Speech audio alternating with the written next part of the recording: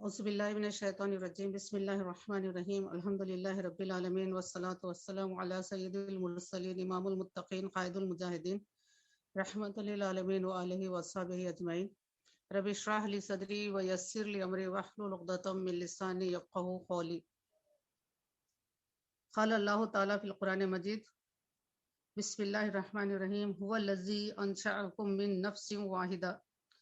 اللہ تعالیٰ ارشاد فرماتے ہیں کہ وہی ہے جس نے تم کو پیدا کیا ایک جان سے. اور محدث دکن حضرت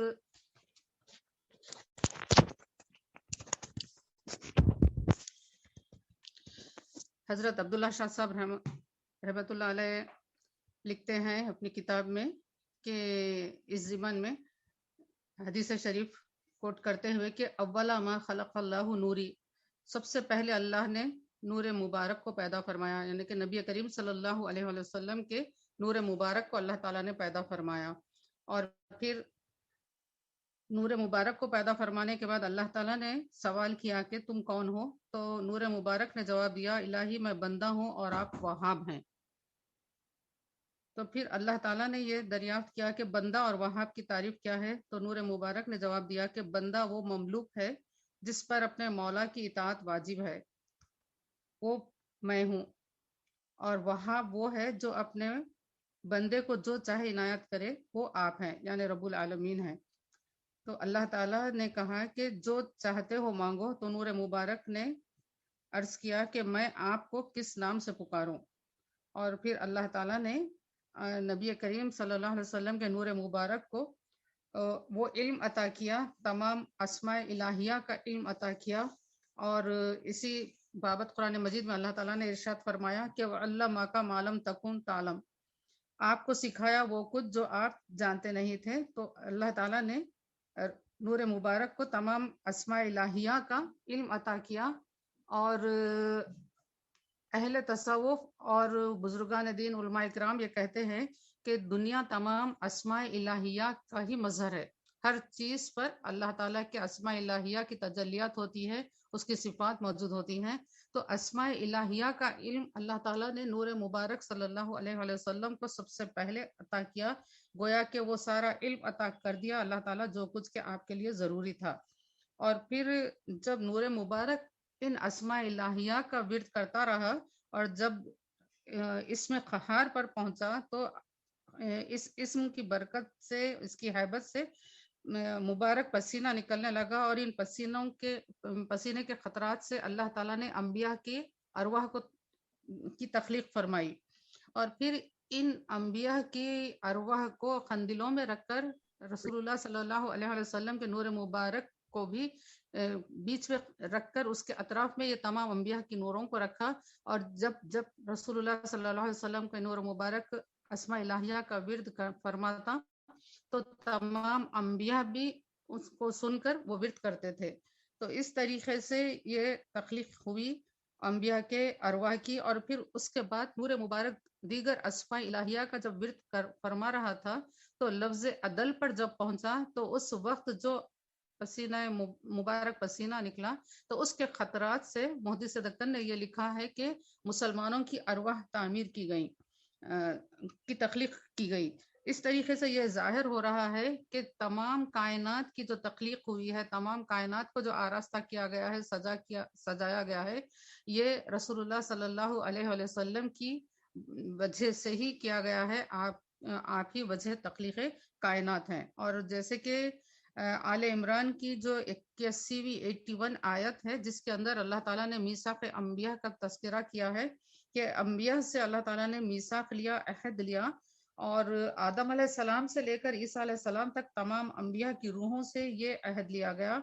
اور بعثت کے بعد یہ پختہ عہد لیا گیا کہ ہر نبی آپ صلی اللہ علیہ وسلم پر ایمان لائے گا اور تصدیق کرے گا، آپ کی رسالت کی گواہی دے گا، اور آپ کی مہمات میں آپ کی نصرت و مدد ضرور کرے گا. اور اقرار کرایا گیا، تاکید کے لیے گواہ بھی بنایا گیا، اور اللہ تعالیٰ نے یہ بھی فرمایا کہ تم بھی گواہ رہو اور میں بھی گواہ ہوں. اور یہ بھی اللہ تعالیٰ نے ارشاد فرما دیا کہ جو اس عہد سے پھرا وہی نافرمان ہوگا. اب یہ ہر نبی اس بنا پر اپنی امت کو یہ تاکید کرتے رہے، ہر نبی کہ اپنی امت سے یہ عہد لیا کہ ایک نبی امی صلی اللہ علیہ وسلم آنے والے ہیں جن پر ایمان لانا ہے، اور جو ایمان نہ لائیں گے وہی نافرمان ہو جائیں گے۔ اور اس آیت مبارکہ کی بابت میں مولا علی کرم اللہ وجہ کا قول مبارک ہے کہ تمام امتوں میں سے جو شخص بھی اس عہد کو پکا یعنی عہد لینے کے بعد پورا نہیں کرے گا تو وہ فاسق ہوگا، وہی نافرمان ہوگا۔ تو لہٰذا ہم دیکھتے ہیں کہ جس طریقے سے ہم یہود و نصارہ کو دیکھتے ہیں کہ وہ لا الہ الا اللہ کا تو اقرار کرتے ہیں، اللہ کا ایک ہونے کا تو اقرار کرتے ہیں، لیکن رسول اللہ صلی اللہ علیہ وسلم کی رسالت کی گواہی نہیں دیتے ہیں، نہیں مانتے ہیں، تو لہٰذا وہ گمراہ ہو گئے ہیں۔ اور مولا علی کرم اللہ وجہ نے یہ فرمایا کہ ہر نبی سے اللہ نے عہد لیا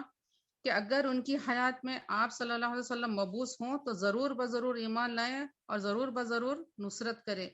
اور وہ نبی اللہ کے حکم سے اپنی امتوں سے یہ عہد لیتے رہے۔ چنانچہ ہم دیکھتے ہیں سورہ صاف میں عیسیٰ علیہ السلام نے اپنی امت کو تاکید کی کہ میرے بعد ایک نبی آئیں گے جن کا نام احمد ہوگا۔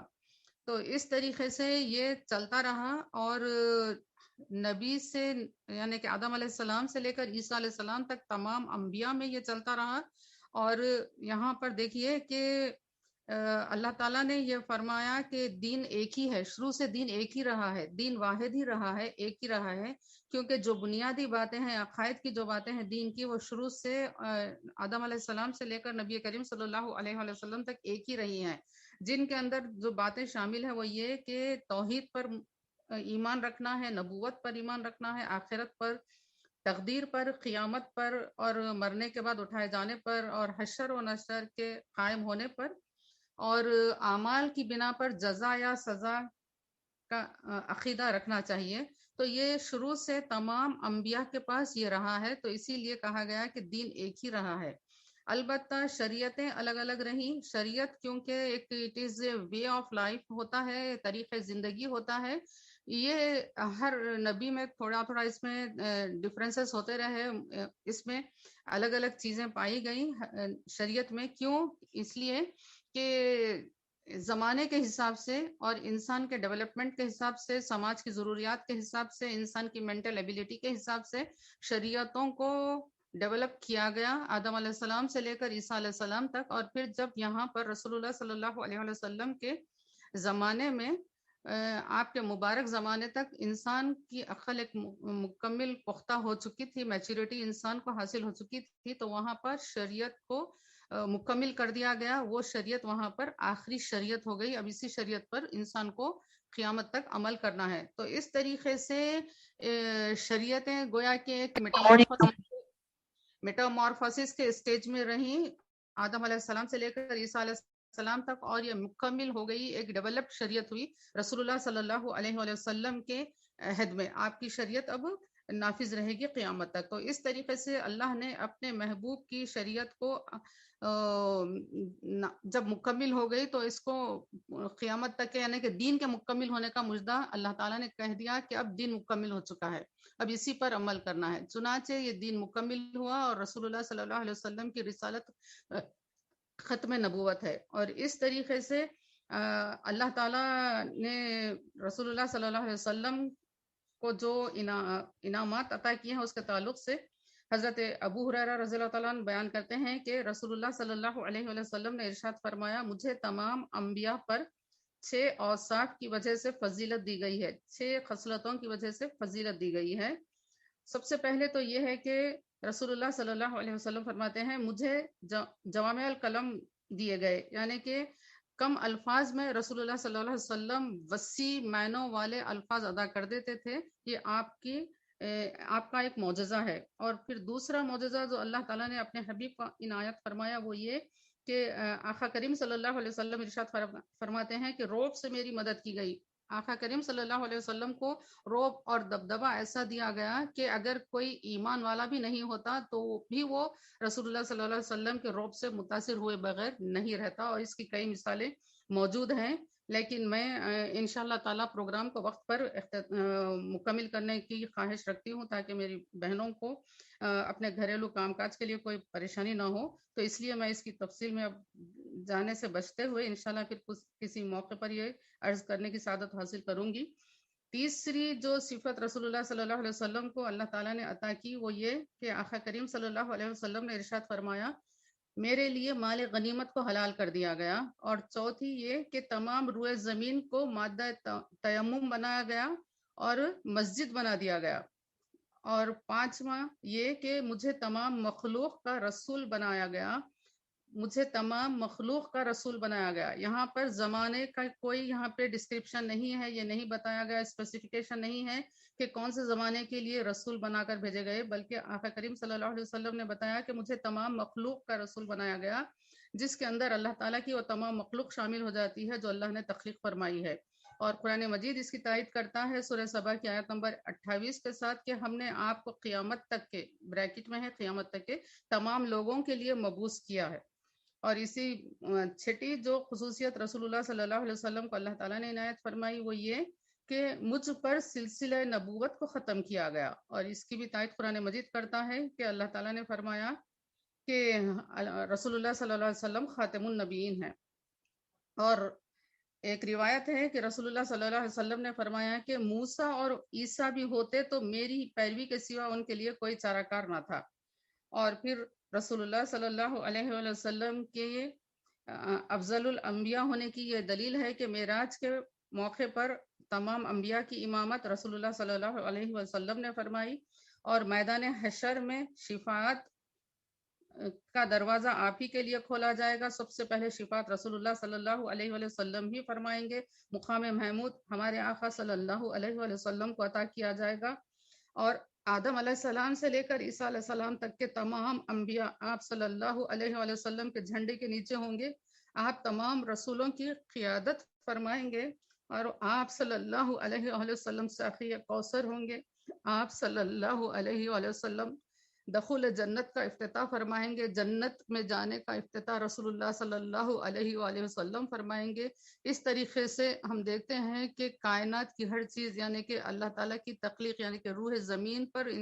انسانوں کے آباد ہونے سے پہلے عالم ارواح سے لے کر کرۂ ارض سے لے کر پھر قیامت کے بپا ہونے تک کے میدان حشر و نشر میں ہم تمام جگہ ہر جگہ یہ دیکھتے ہیں کہ رسول اللہ صلی اللہ علیہ وسلم کی شان کیا ہے، آپ کی افضلیت کیا ہے، آپ کا مقام و مرتبہ کیا ہے۔ ایک انسان اللہ تعالیٰ